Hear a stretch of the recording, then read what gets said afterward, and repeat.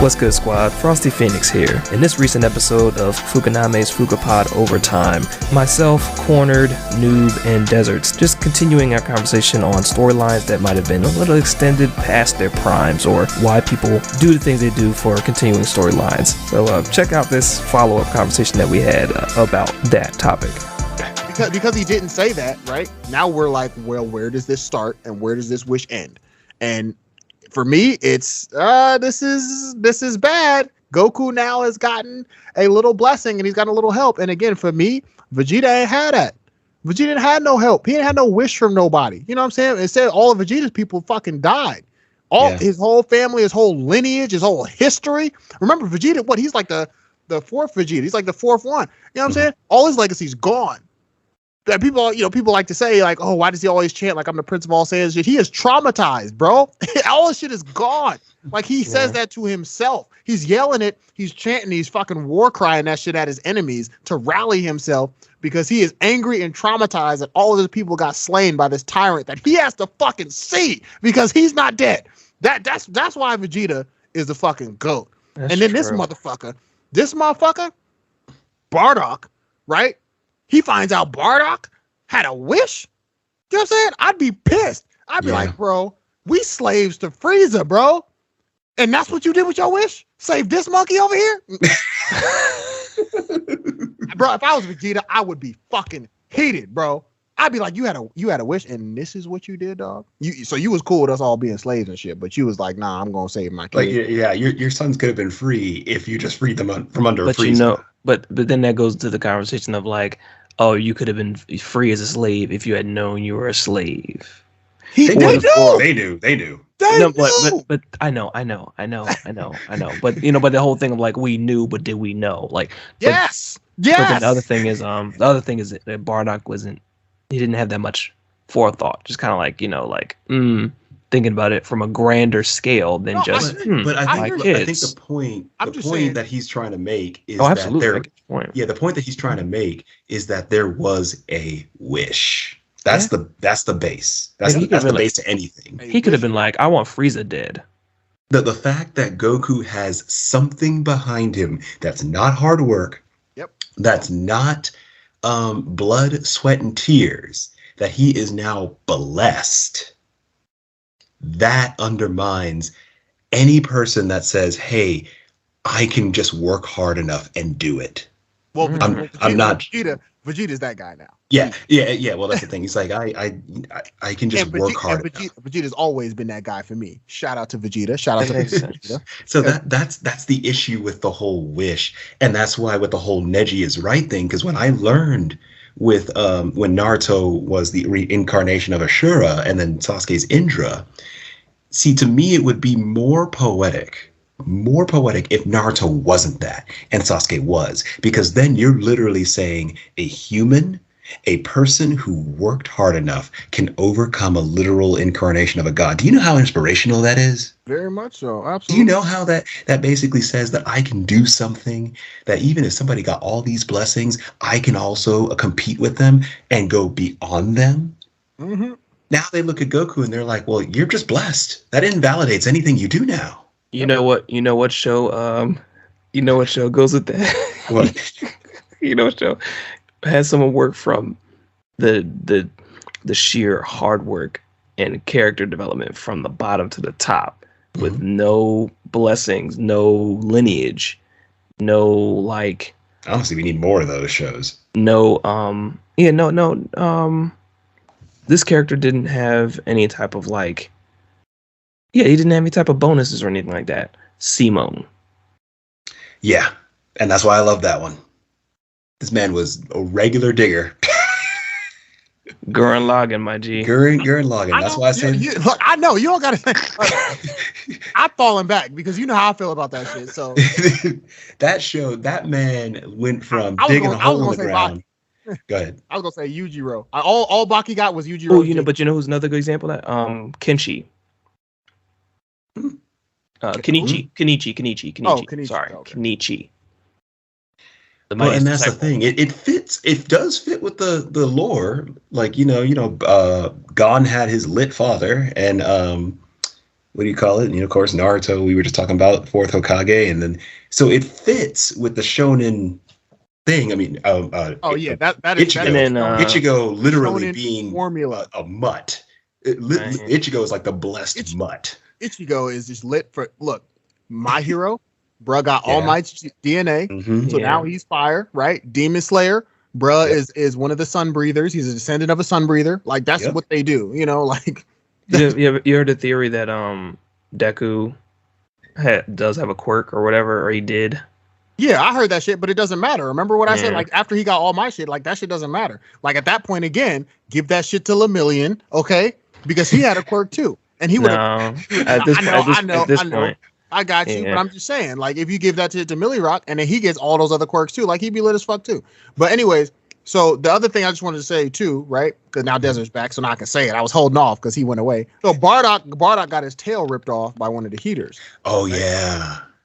Oh snap. Yeah, he got his tail ripped off. Yeah, he got his tail ripped off by one of the heaters, and I'm just like, wait a minute. Bardock had his tail up until when Planet Vegeta got destroyed, and that was confirmed. He grew it back. I don't know. We don't know. But the thing is, right? Like the movie showed Bardock with his tail when Planet Vegeta was getting destroyed. So obviously he still had his tail then. Yeah, you get it. You get it twice because Gohan had his tail like pulled out 2 or 3 times before it never grew back. Same thing with Goku. Goku I got his think tail there was pulled. a limit to how Goku many times you get your tail pulled. There's a limit. It stops after like 2. After 2, it doesn't grow back. No, nobody knows what. Bro, every time all we know is that 2 or 3, dude. All we know is that Toriyama stopped drawing them shits. That's what we know. No, well, yeah, but technically, all right. So the same thing with I think because I think Mark pointed out the first time ever was like when we start pointing out inconsistencies with characters. Like I think then we say like, oh, you never saw Launch because he forgot about her. Or it was like you would never see a character because there was a lot with Toriyama that he just kind of like forgot. So it's like with he was the tail, just lazy with the tail thing. Yeah, he was lazy. Goku lost his tail twice because he lost it the first time, and he's like, "Oh, I had to go tailless," and he fought, and then it grew back, and then he lost it again, and it hasn't grown back since. Same thing with Gohan. Got pulled the first time. They pulled it out in GT. No, you had to go get it. You had to go intentionally get it before it grew out on its own. I think it was more laziness of the creator than like a deliberate number of times. And this is where we start talking as fans. When fans start writing stuff better than the person, like when people start someone asked the question like, why wasn't Ahsoka with Yoda in the original movies? And someone was like, she wasn't written yet, bitch. Like 100%. Basically, and I agree with you. But see, I was just coming from was it being inconsistent, right? I'm not going to take what was written as being consistent or described because it didn't make sense, and B, they just left so much of it unexplained, right? So for example, right, and so this is where the headcanon came into play because again, like Mark said, we make our own shit and my shit is far better, right? I think that the tails I think are a dominant gene, but I think it's a gene that can also not be acquired, just like hair color, eyes, shit like that. It can be changed based on the genetics, right? I think Trunks wasn't born with the tail. That's just my opinion. I don't think Trunks was born with the tail, right? No, Trunks has never had a tail. We have never seen Trunks with a tail ever. Yeah. You know what I'm saying? Unless Vegeta pulled them Jones early. Well, that's what I'm saying. We got to speculate, right? Full well the Prince of Saiyan was not about to pull his son's tail. Thank you, Drew, because that's what I'm saying. He's going to preserve every bit of saying shit he can, right? So my thing was that I think that, yes, he was with a Let me human. Google that. No, you can go ahead. It was with a human woman. I'm Googling it. He was with a human woman, right? And because of that, I think that the genes got diluted, and I think he didn't get the gene. First question on Gohan Google. did. Yeah, Gohan's had right. Whereas Gohan did get the gene, right? And so he had one, and that's headcanon. That's all me making it up because they didn't clarify, right? That what they also didn't clarify? If Broly had a tail, they never did. That's because he'd be stupid strong if he did have a tail. Exactly. That's something we speculate. Oh, he was too strong, so they must have gotten rid of a tail he had. But there is no history. See. There is zero history of Saiyans removing other Saiyans' tails. Yeah, that seems like it's blasphemous. So for that to be headcanon is crazy. So here we got 2 lines. We got the Dragon Ball fandom wiki, which is again fans writing their own speculation based off of preconceived notions, right? Either he wasn't due to only being half Saiyan, or they removed it at birth so that he wouldn't transform during a full moon, which is pretty regular. Which is essentially what we was just going through. Because we have to speculate it's one of those two things, because again, they didn't go through that. They also didn't go through for all the Universe 6 Saiyans. And for that, I have headcanon for that too. None of the Universe 6 Saiyans had tails. And my thought process for that was it was an evolutionary trait that they did not get, just like them going Super Saiyan. Why they didn't? Because they didn't face the same struggles as the Universe 7 Saiyans. The Universe 7 Saiyans were slaves by Frieza. They were under trial, tribulation. They were poor. They were fucking bandits of the galaxy. The Universe 6 Saiyans, they weren't that same trifling Saiyan. They were different Saiyans. They was chilling. They was cool. They were a little more civilized. Gold? How do you do that? Yeah, like why do you have that form? Like they didn't need to turn into great apes to survive. Like that evolutionary trait was gone for them millennia ago. Well, one thing, they still had that shit. That's just that's headcanon. One thing I'm seeing right now, someone said Akira Toriyama said that the tails are a recessive trait in half Saiyan. So basically, Gohan just got a recessive trait. Well, it doesn't make sense. Well, it does make sense since dominant traits appear more than recessive. So how does the whole planet have tails if it's a recessive trait? With humans. Because remember, he's a half Saiyan. Him and Trunks are half Saiyan. Yeah. Oh, I thought he meant like in general that the tail was a recessive trait. I'm like, that don't make sense. So it's down to luck whether a half Saiyan gets a tail due to having half human genetics. And again, to the Broly point, we speculate that Broly was too strong. That's why they took the tail off. But again, there is nothing in the history of Saiyans that is written down that would even suggest that a Saiyan would remove another Saiyan's tail. Like that sounds completely and utterly blasphemous to Saiyans to say that one would remove another. Wait, in the first Broly movie, he does have a tail when he's a baby. He does have a tail when he's a baby. Yeah, when he's a baby, he has a tail because that's how all Saiyans were written at that point in time. I was talking about like this Broly and even like when they showed him getting older, right? Like I feel like at that point, Toriyama was like, okay, like I'm gonna do this, but I'm done with tails. We're done with tails. That's the real reason. I think he was just done drawing the tails. Yeah, because in GT, right, they brought them motherfuckers back with a vengeance, and I was here for it. So it was like someone said the real reason was, I think we probably can guess, is that Toriyama got sick of it. It wasn't too long in Z where he just stopped drawing their tails. Because now you gotta redraw all their clothes. Couldn't be bothered to draw tails anymore, and that was that. Gotta redraw everybody's clothes. This Joker was just lazy. Exactly, fucking lazy, and you could tell by the bullshit that we be seeing on fucking Super. Bardock made a fucking wish. Like, come on now, are we serious, dog? Like, y'all could have ended this shit. My ending of Dragon Ball was in GT. Like we said, that was my ending. That was GT. Yeah, he disappeared with the dragon. And him and Shenron rode off into nothing, and his descendants were there years later, keeping things going. That was my ending. Yeah, well, and that's the thing. That's why Super, to me, is a perfect example of something that should have ended, but fans still eat it up because it transcended generations. Yep. And with certain shows that, like, don't have that ending, like Pokemon is just like, it just goes. It just goes. The ageless catch 'em. Yeah. Yeah, but like even that. Shit, he got to catch them motherfucker.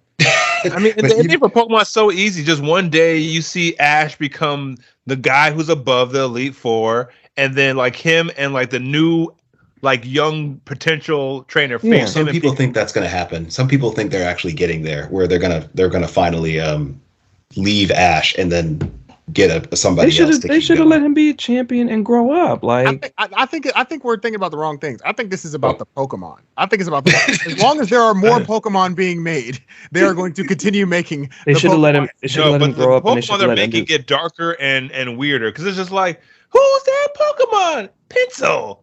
Pencil. The drawing. Like, okay. Yeah. For real. I think if they stopped making Pokemon, then I think they could bring the series to a solid end and say, okay, like bet Ash is the guy, we're done. But if they add 300 more Pokemon, Ash has to interact with them. They just let Ash just be ended. Because after a while, it's just gonna be like, who's that Pokemon? Trip. Oh, it's the leaky Pokemon. He was a pipe in like some old built thing, and it's the leaky Pokemon. I feel like right now they're actually. I have a theory that they're trying to weed out the not popular Pokemon right now. I feel they are too. I think through the generations, at least specifically through the last 3 generations of Pokemon, there have been less and less that they've included in the games, in the media.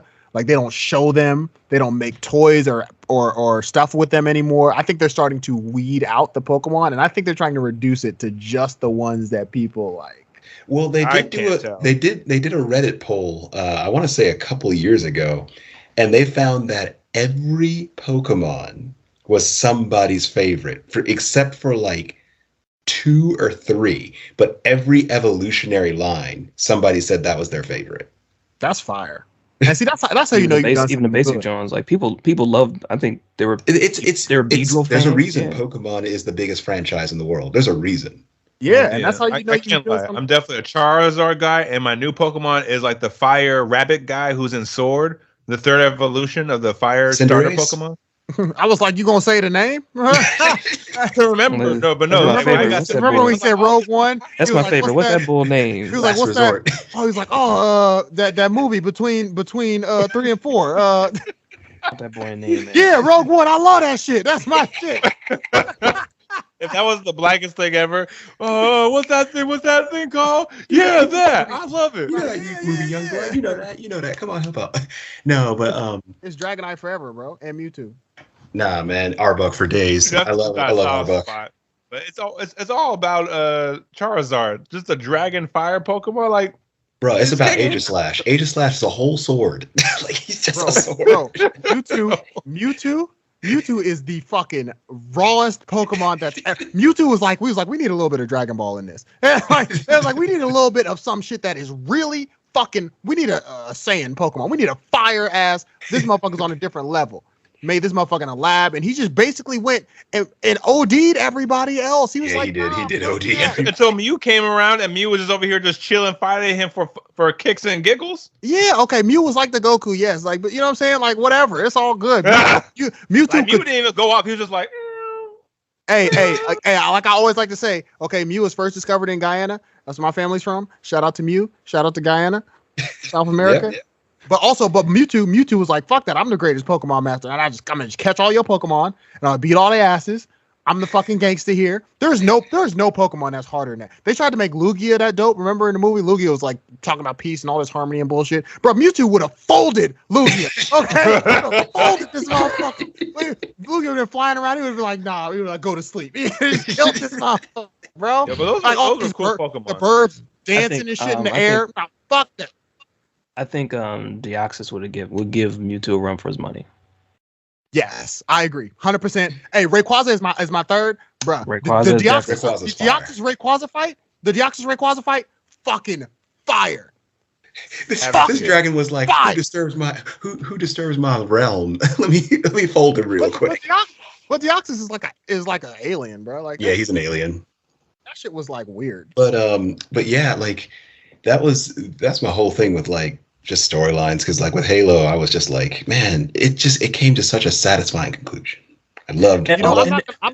And to that point earlier, the one about I don't think we really got into. Did we get into video game stories? I feel like we could talk about like a little bit. I gotta finish Halo then if it came to a good conclusion.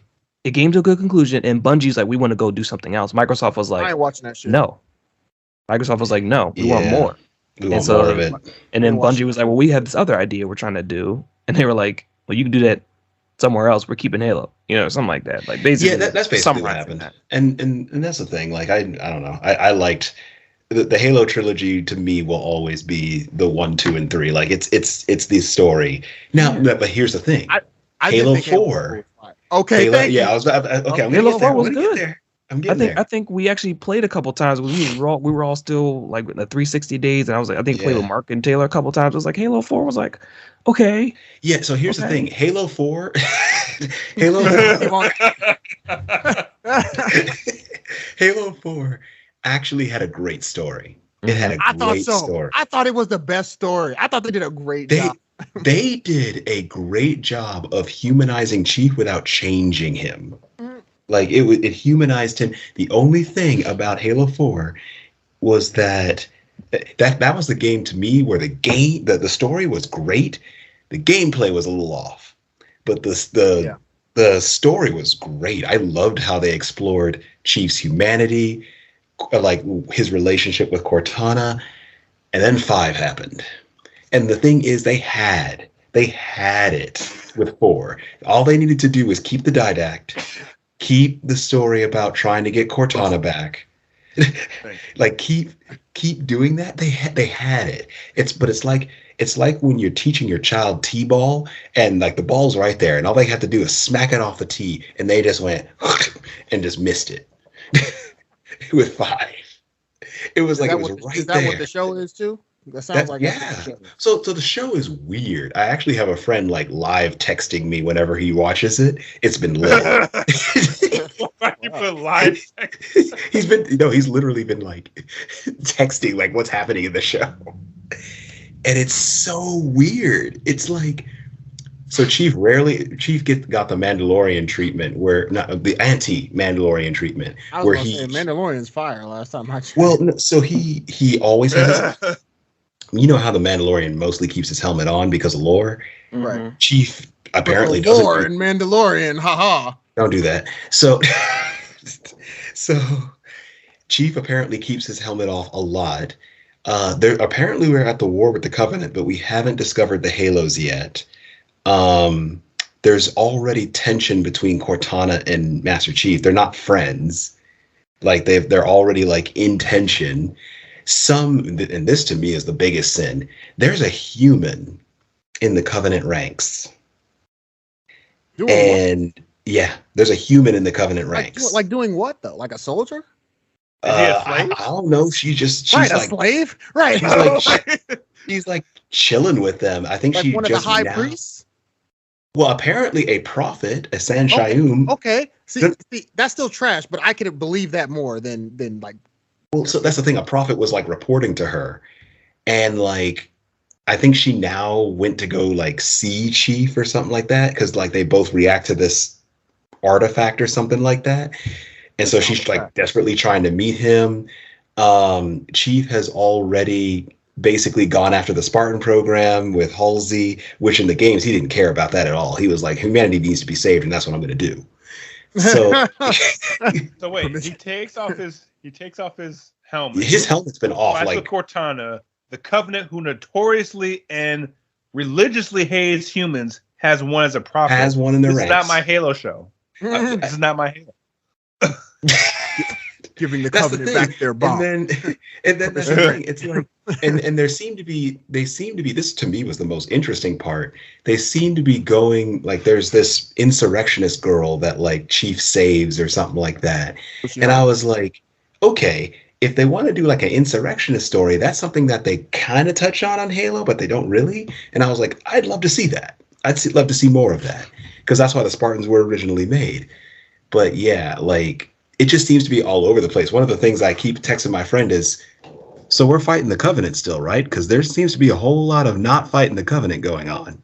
Right, and especially at where they are timeline-wise, it should be exclusively Covenant. Well, and they still haven't found a Halo yet, and I think there's only 2 more episodes. So I was thinking the Halo reveal would be like Avatar live action, and I don't want to have that same disappointment. Yeah, I don't know if I want to see this. And I think Eric, you were saying that. Were you corroborating this? Is it also trash? Yes. Oh. Okay, it sounds like live action Avatar. That means I can avoid it at all costs because I've never. I'm not in that movie. I have I saw one clip. I saw one clip, and the CGI looked weak, and I was like, "Fuck this! I ain't watching this." I think I have either what's this, Peacock or Paramount that's on? It's Paramount Plus. Paramount. We don't talk about. Okay, I have whatever one that Bel Air is on. That's Peacock. Okay, I was like, I don't have one of them joints. Yeah, I don't have Paramount. That's why my friend's live texting it to me. But like, that's the thing. Like, this really does seem like it's just Halo in name. Like, and the creators themselves. They gave the Avatar treatment. Hey, can you make a movie off this IP? Sure. Have you heard of it? Well, no. Did you hear what the creator said? Got the job. Yep. I'll let you have the honors, Hassani. About what? About telling you what the creator said about the show when they were creating it. Lord have mercy. Wait. Okay. They didn't. They purposefully. Oh yeah. When they were creating the show, they purposefully did not play any of the games. The Halo games? Yes. Yes. I'm definitely not watching it now. Yeah, I didn't know that. Hold up. I'm definitely not. I will bring up the article. Do they get flamed in the art? And see, that's when the full justice of the internet could come through and roast you in however way you deserve to be roasted. Because, like, how do you work on any IP and have no idea what happens in the universe? Here we go. Hey, Pablo Schreiber. That's the guy who plays Master Chief. Oh, wait, hold up. Here we go. Because the fact that you said this man took his helmet off already threw me. I was already done after Halo showrunner Stephen Kane. This is from Comic Book Resource. Halo showrunner Stephen Kane revealed the creative team behind the upcoming Paramount Plus series avoided looking at the video games that inspired it. Kane discussed the Halo's game's influence on the genesis of the show in a recent interview. We didn't look at the game. We didn't talk about the game. We talked about the characters and the world. So I never felt limited by it being a game. See, I'm like, bruh, the source material is the game. I'm gonna offer I'm gonna offer a word to you guys. Go ahead. Alternate reality. Excuse me, two words. No. This ain't Marvel. This ain't DC. Don't do that. This ain't no extended. This ain't no other universe. No. You gonna call the shit Halo? What we supposed to expect? We're not supposed to expect fucking Mass Effect. No, like Halo. like what the fuck? That's no. You can't do that. Flip a coin. On this side, I never take my helmet off. On this side, I always take my helmet off. Which character would you like to be? Oh my! But see, okay, so I watched a video on this. Laziness and not being creative, because it's like, oh, I didn't want to look at the IP source, so I didn't be limited. That means you're not good at what you do. Right, I don't want to do my research on shit I'm supposed to be doing. Well, like them the same motherfuckers who would do book reports and just not read the book. It's the same motherfuckers. like, bro. Well, so here's the thing. To your point, this is actually something I would love to discuss again on a podcast. But like to your point, Eric, some stories are made to be like that. So like a Batman story or a Superman story, there's a difference between a mythology and an epic. A mythology has a bunch of ideas that are concrete. They're not even ideas. I call them pillars. You know, Batman's rich. He's an orphan. He has Alfred. Like, these are all things that make a Batman story a Batman story. You can tweak and change some of them. But like, to make a Batman story, you can't call Batman Clark Kent. You can't call Batman Iris West. It's Bruce Wayne. Or some affiliate in that world, if he's like dead or gone or whatever they're doing with him at the time. So that's the thing. An epic, which is like Naruto, Star Wars, One Piece, is a one timeline. I won't even say timeline. One canonical story progression where there is nothing else that happens but that canon. This is what happened, beginning, middle, and end. Halo is not a mythology. All the books, all the games tied into a singular story. It's an epic. So you can't change it into a mythology where you have an alternate universe just because you want to tell your fan fiction in the Halo universe. We already have thousands of fans doing that. Right. If you are going to make a TV show and you have that responsibility to do so, I don't care if you don't make a straight adaptation of Halo 1, 2, and 3. That's fine. You want to see that? Play the games. But it better old albums. It better be set in the same universe. Master Chief better be Master Chief. Captain Keyes, Miranda Keyes, Sergeant Johnson, who's not in the show, by the way. Fuck, why not? He's not there. There's no Sergeant Johnson. Why not? What? How?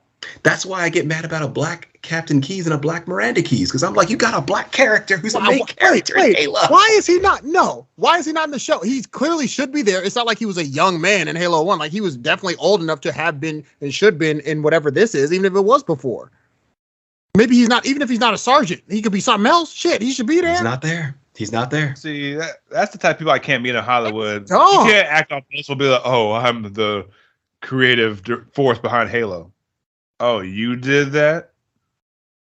But see, that's the thing. Like, so reading from the article again, actor Pablo Schreiber, who plays Master Chief, confirmed that the cast and crew nonetheless benefited from their source material's well-established backstory. The richness and the depth of the universe was immediately kind of mind-boggling and incredibly exciting, because it means, as a storyteller, or because what it means as a storyteller is that there's already been a huge amount of preparation and groundwork. But you ignore. That's the thing. The controversy behind chose not to leverage. Yeah, it's like this is why it boils my blood when executive producers and showrunners blatantly want to make a Halo story, but then want to make it their own to either fit the narrative of today's times or some kind of story that they want to tell.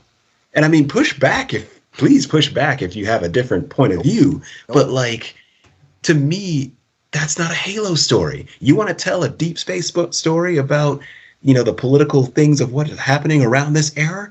Do it. Fine. Don't call it Halo.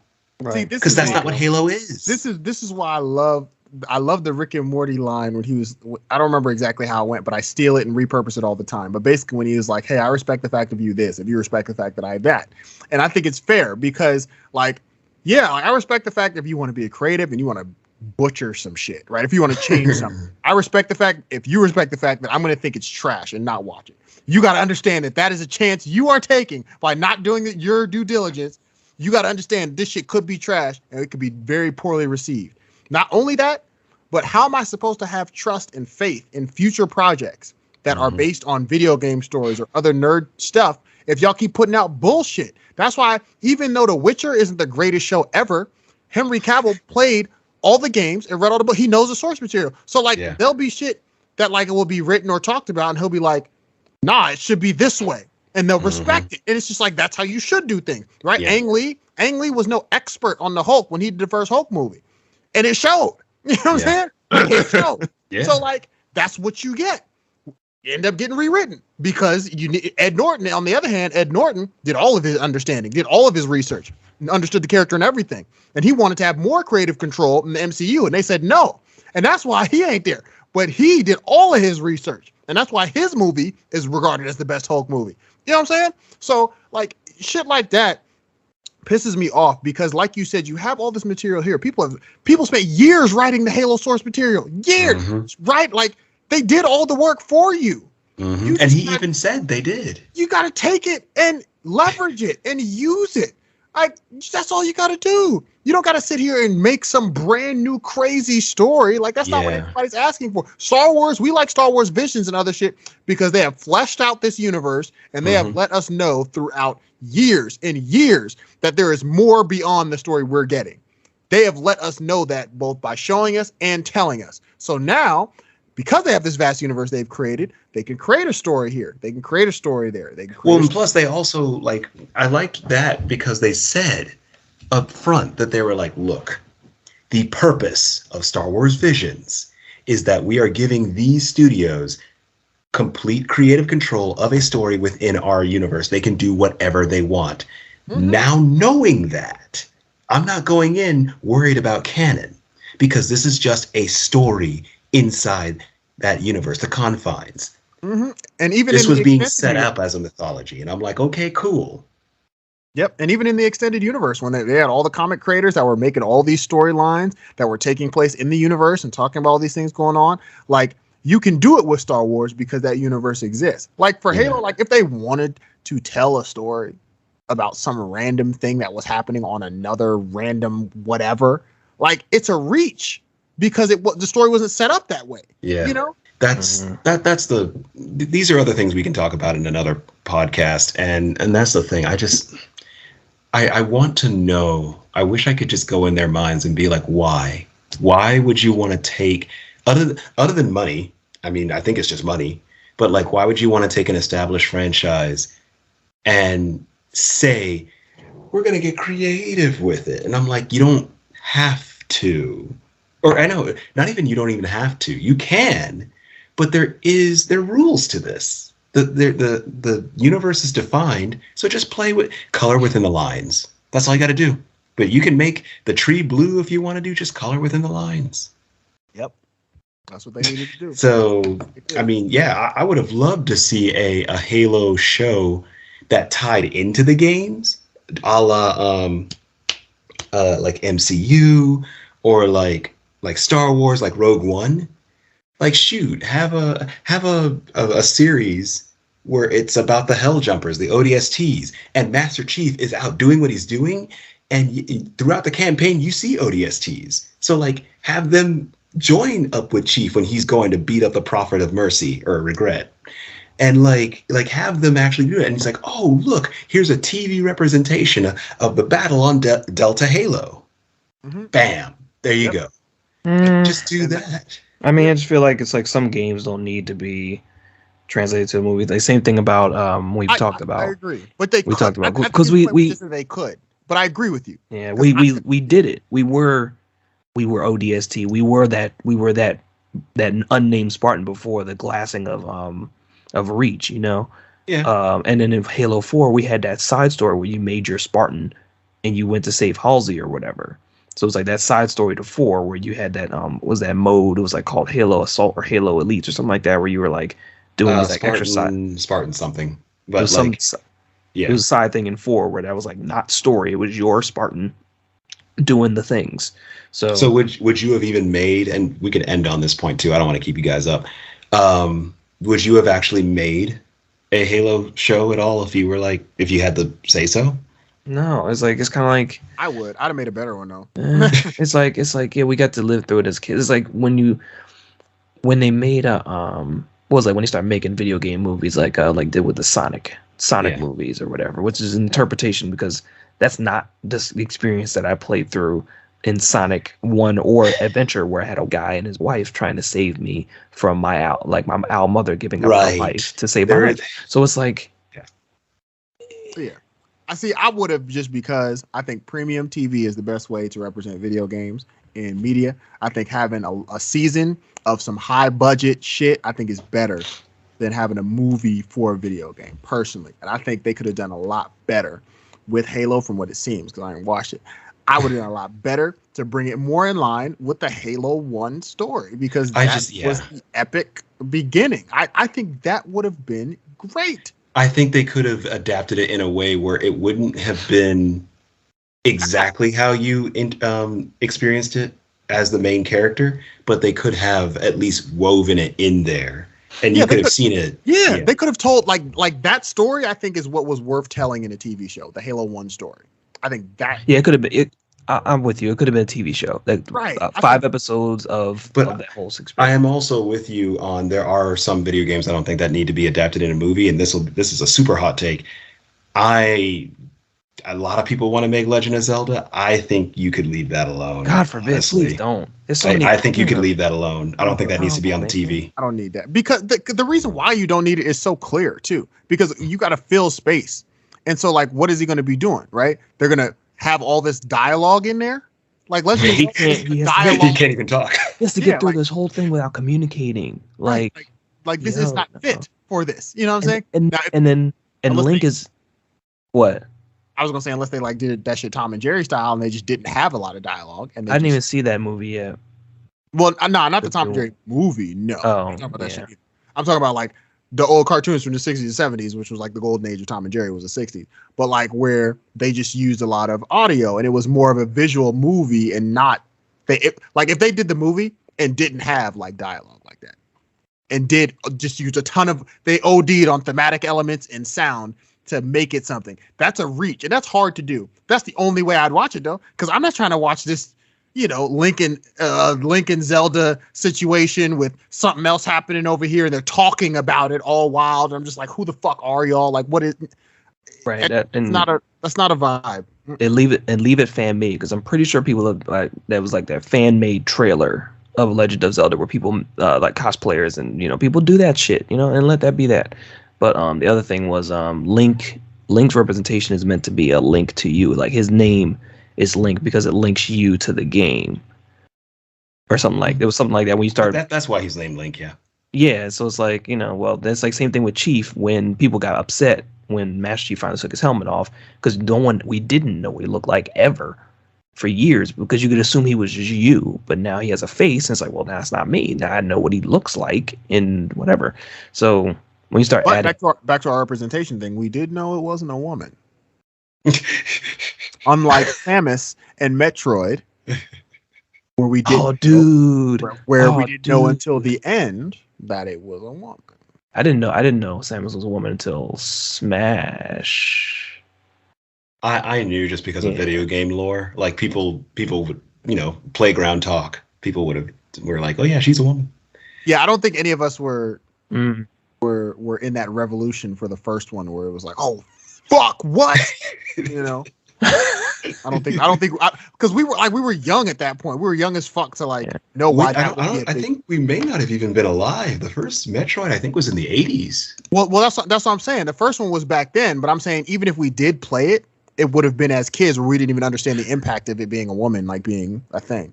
Yeah, no, we wouldn't. It definitely predated us. It 100% predated us. But when she does her form in that new game, when it breaks and you get her to play, I'm like, she's a chick, a woman. Right. Yeah. Exactly. 1986. 1986 was the first Metroid. So I didn't give it a second thought, really. Yeah, it didn't even matter for and that's the thing. So that's one thing with Master Chief we do. So we knew that wasn't a. And that's a wrap on this overtime episode, squad. Be sure to check out all of our social media at Phuca-Name. Catch previous episodes of our podcast on whatever podcast streaming platform you prefer. We are there, guaranteed. Be sure to check out our website for a lot of our written content as well. I've been your host, Frosty Phenix. Catch me across the web at Frosty Phenix, FROSTYPHENIX. And also catch my squad members, Wavy God, WAVII_GAWD, and DesertSkies, DESERTSKIES. Proud of me for spelling it all out. Corner Fox at Sonny Burns, SANIBURNS, and One True Noob at The Order Sanctus, at The Order Sank, TheOdrSanc across all social media, and check out his work that he's coming up. Great project he's working on. Can't wait to see the final product. Catch you guys on the next episode. Peace.